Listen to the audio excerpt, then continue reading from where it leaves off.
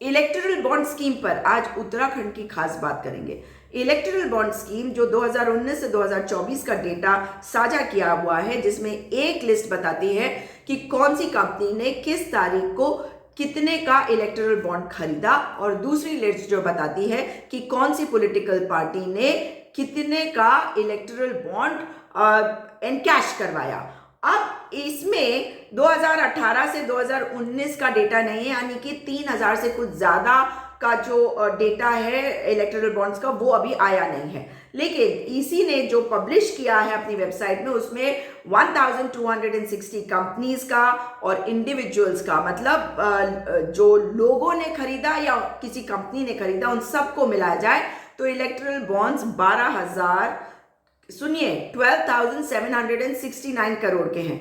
इसमें से दो कंपनियां ऐसी हैं जो सबसे ज्यादा वाली बताई जा रही है। मैं उनकी बात नहीं कर रही हूं, मैं बात कर रही हूं नवयुगा इंजीनियरिंग कंपनी लिमिटेड के बारे में, जिसके ऊपर आज भी कार्रवाई नहीं हुई है, जबकि 12 नवंबर 2023 को टनल का वो हिस्सा सिलक्यारा में ध्वस्त हो गया था, जिसके अंदर 41 मजदूर फंस गए थे, 17 दिन फंसे रहे, और उसके बाद रैट होल माइनर्स ने उनको रेस्क्यू किया। तब भी पूछा जा रहा था कि आखिर इस नवयुगा कंपनी का क्या कोई रिश्ता है अडानी एंटरप्राइजेस के साथ। तो अडानी के द्वारा कहा गया कि ऐसा कोई रिश्ता नहीं है, लेकिन अब मैं आपको बताती हूँ कि नवयुगा इंजीनियरिंग कंपनी और अडानी एंटरप्राइजेस ने मिलकर एक कंपनी, एक जॉइंट वेंचर किया, विजयवाड़ा बाईपास प्रोजेक्ट VBPPL, जो मई 15, 2020 को बनाई गई। अडानी एंटरप्राइजेस इसमें मेजर शेयर होल्डर है 74% का, और नवयुगा कंपनी 26% का। VBPPL का काम था कि विजयवाड़ा बाईपास जो गोलापुडी से चिनाककानी जाती है,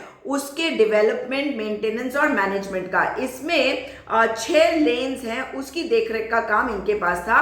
और इसका एक हिस्सा कृष्णा रिवर, जो कृष्णा नदी है विजयवाड़ा में, जो गुंडुगोलानु का पार्ट है NH16 का, जो भारतमाला परियोजना का हिस्सा है, पैकेज 4 हाइब्रिड एन्युटी मोड का हिस्सा, उसकी देखरेख का काम इनके पास था।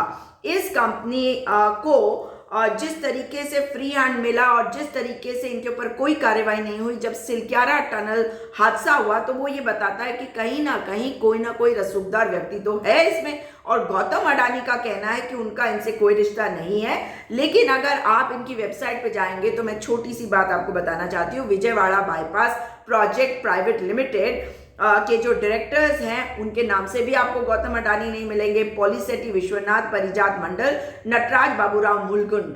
लेकिन अगर आप इनकी वेबसाइट को देखेंगे तो आपको मिल जाएगा अडानी का लोगो। जी हाँ, इनकी वेबसाइट पे अगर आप इलेक्शन कमीशन का जो डेटा है नवयुगा इंजीनियरिंग कंपनी लिमिटेड के बारे में, तो आप देखेंगे कि 3 बार में इन्होंने इलेक्टोरल बॉन्ड्स खरीदे टोटल 55 करोड़ के, और 30 बॉन्ड खरीदे 1 करोड़ के, यानी कि 30 करोड़ इन्होंने खरीदे अप्रैल 18, 2019।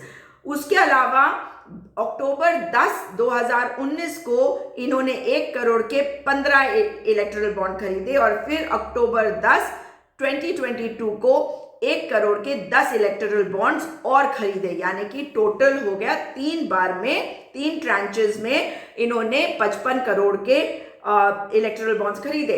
अब इनके ऊपर एक इनकम टैक्स की रेड भी हुई थी अक्टूबर 2018 को, लेकिन इसके बाद इनको इतने सारे कॉन्ट्रैक्ट मिल गए, जैसे चारधाम का ये टनल है, Rishikesh Karnaprayag rail link project का काम इन्हें नवंबर 2020 को मिला, पोलावरम डैम प्रोजेक्ट आंध्र प्रदेश में 2019 में मिला, ऐसे और भी बहुत सारे काम इन्हें मिले हैं।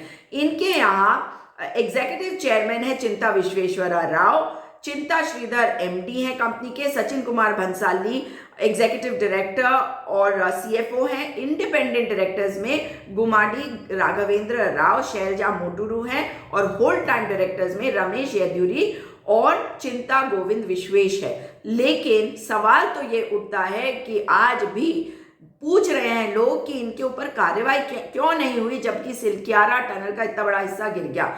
और अगर इनकी एक जॉइंट वेंचर का प्रोजेक्ट अडानी के साथ है, तो मामला आखिर है क्या? इसमें भले ही अडानी कह दे कि हमारा कोई रिश्ता नहीं है, लेकिन अडानी का लोगो VBPPL के वेबसाइट पे क्या कर रहा है, और 55 करोड़ नवयुगा इंजीनियरिंग कंपनी ने दिया और उनको इतने बड़े बड़े कॉन्ट्रैक्ट मिले। आखिर ये माजरा क्या है? ये सोचिएगा, ये सरकार गरीबों की सरकार नहीं, ये अमीरों वाली सरकार है, ये चंदाखोर सरकार है, ये हफ्ता वसूली वाली सरकार है, ये एक्सटॉर्शनिस्ट वाली सरकार है।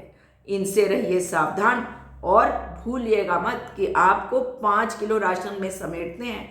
चाहे तो आपको बढ़िया रोजगार दिया जा सकता है और अमीरों को और अमीर बनाने के बजाय जो गरीब है उसे गरीबी से बाहर निकाल के आत्मनिर्भर बना सकते हैं। केवल कहने वाली बात नहीं, सेल्फ रिलायंट बनाने के लिए, आत्मनिर्भर बनाने के लिए सशक्त करने की जरूरत होती है जनता की, मगर ये भ्रष्टाचारियों की सरकार है।